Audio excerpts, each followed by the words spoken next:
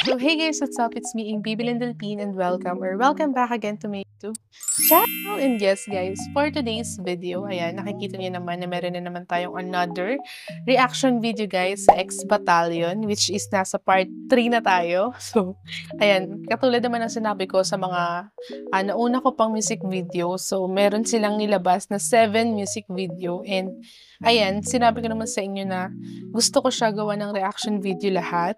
And ngayon guys is nasa part 3 na tayo. So, pangatlo na to guys. And gusto ko siyang matapos hanggang part 7. Sa iisang outfit lang. Yes. Sobrang sipag. Pero anyways, ayun na nga guys. So, yung pangatlong music video na nilabas nila is, ang title is For Me. Ayan. And this time guys, may nadagdag na isa sa mga kasama nila, which is si Yuri Dope. Ayan, yung yung first 2 kasi na ginawa natin ng reaction video, yung 5 lang yung magkakasama doon, which is si Skasta, si Flo G, si MC Ren, si Brando, tsaka si King Badger. Pero this time, kasama na nila si Yuri Dope. Ayan, ito si Yuri Dope, natatandaan ko is may mga music video na rin na nagawan ko ng reaction video na kasama siya. And solid din to guys. Sobrang solid din ito, lalo na sa rap niya. Sobrang galing din. So, excited ako dito guys dahil nalagdagan ng isa pang artist na talagang nasubaybayan na natin. And ayun na nga guys, huwag na nga nating patagalin pa. But first, syempre make sure na nakasubscribe na kayo din sa baba at click na rin na bell button beside it para always din kayong ma-notified every time na may bago tayong video. So yeah, huwag na nating patagalin pa. Without further ado, let's get on to the video. I'm Baby Lindalpin and welcome back again to my YouTube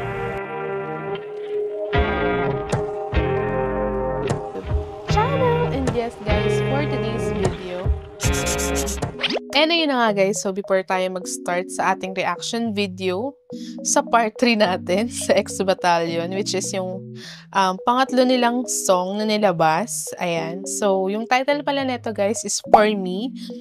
And kasama nila dito this time si Yuri Dope. Ayan, bali 6 na sila dito. Si Yuri Dope, Skasta, MC Ren, Flo G, King Badger, and syempre si Brando. Ayan, 6 na sila dito, nadagdag na si Yuri Dope. And ayan, same lang naman. Actually, kung di ako nagkakamali, 1 day lang silang nag-upload. In-upload nila lahat ng music video na yung 7. And ayan, 6 days ago din siya na-upload. And as of now, meron na siyang 716,000 views. Grabe, no? Sabay-sabay nilang in-upload. Lahat is, parang feeling ko is, talaga, minubi marathon ng mga tao. Dahil, halos magkakadikit lang din yung views. So, ayan, excited na ako guys. Huwag na nating patagalin pa kahit medyo napapaus-paus na tayo dahil pangatlo na natin to. But, ayan, anyways, let's start.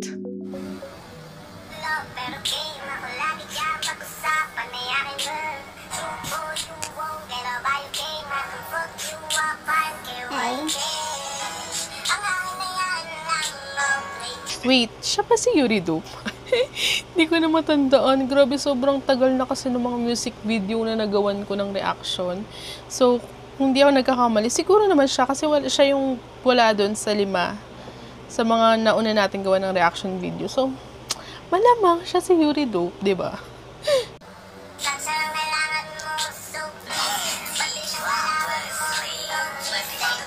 Oh, grabe naman yung grand entrance ng 5. Talagang bumababa sa hagdan, no? Sobrang solid. Grabe.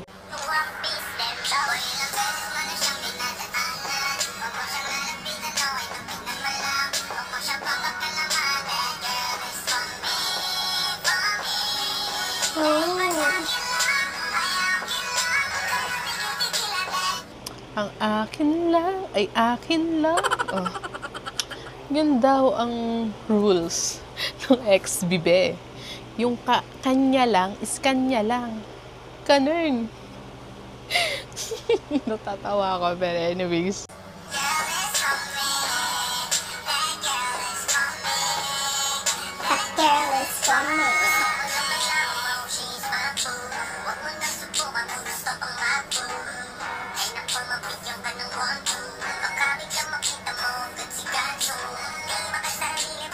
Grabe, no? May mga laman yung bawat part nila, no?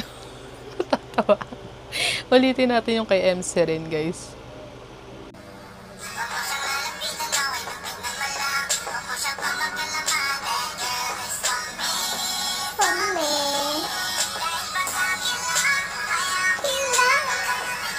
Narinig niyo yun? Yung akin lang, ay akin lang. Yan, ang galing na mismo sa kanila.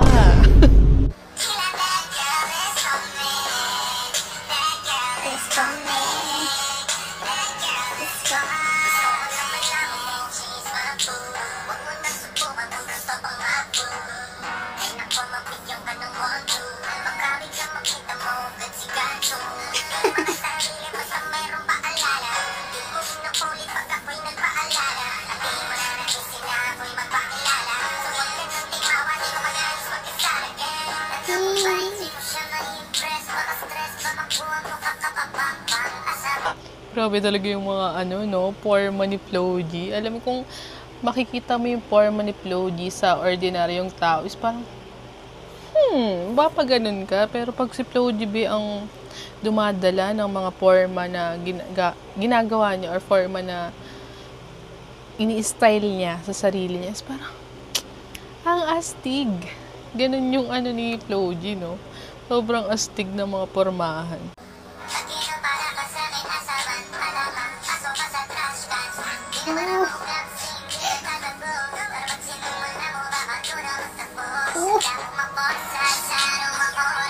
Bakit may pagtaas ng at may pinapakita? Parang meaning niya is parang pag ginalaw mo yung akin, be. Ito ang matitikman mo. Ganun ang pinaparating sa atin ni Flo G, be. Kaya wag mo susubukan. Ganun.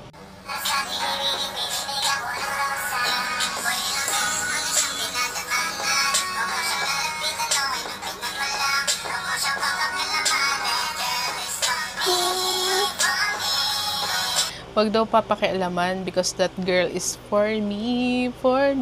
Ganun. Talagang pinapakitaan na talaga tayo ng angas ng XB, no guys? Talagang pag kanya nga naman is kanya lang. Bakit kasi inaano mo? Charis.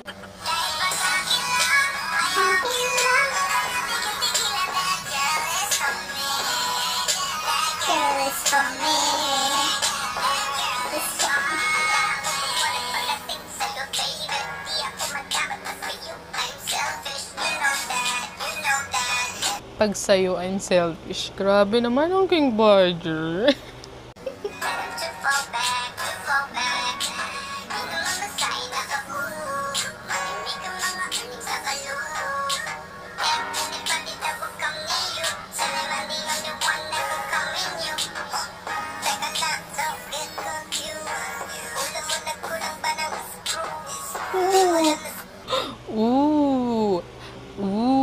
Bababaganon ka na lang talaga sa lyrics ng mga kanta ng XB.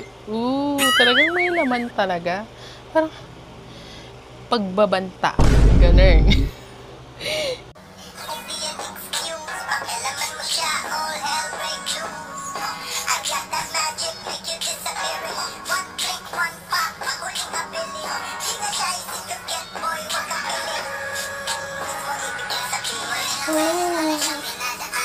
Gets mo ibig kong sabihin. Ulit.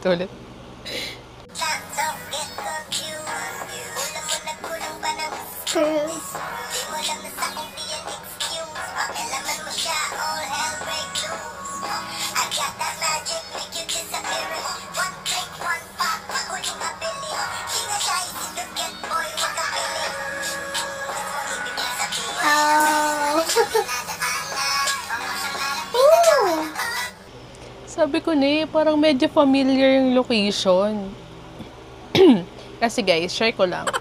Na itong pinag-anuhan nila is malapit lang sa work ko. And then, sobrang sikat nitong cafe or bar na to. Sobrang ganda guys. As in, nadadaanan ko lang siya. And then, sobrang solid din talaga ng anong tawag doon sa itsura ng lugar. Sobrang ambience, ayan. Sobrang solid ng ambience, pero medyo pricey lang. So, hindi pa natin natatry. So, pagdasal natin na matry natin. But anyway, sobrang ganda, sobrang cool. Ayan, tignan nyo na pag-anuhan agad ng music video ng XB. So, sobrang ganun siya kaganda para piliin ng XB na maging location nila. So, grabe, sobrang solid. Ayan, Encanta.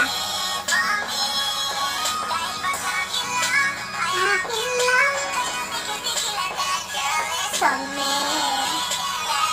It's for me. It's for me.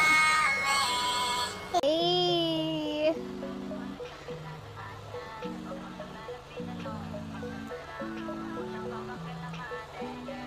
For me, for me, for me. Ay akin lang.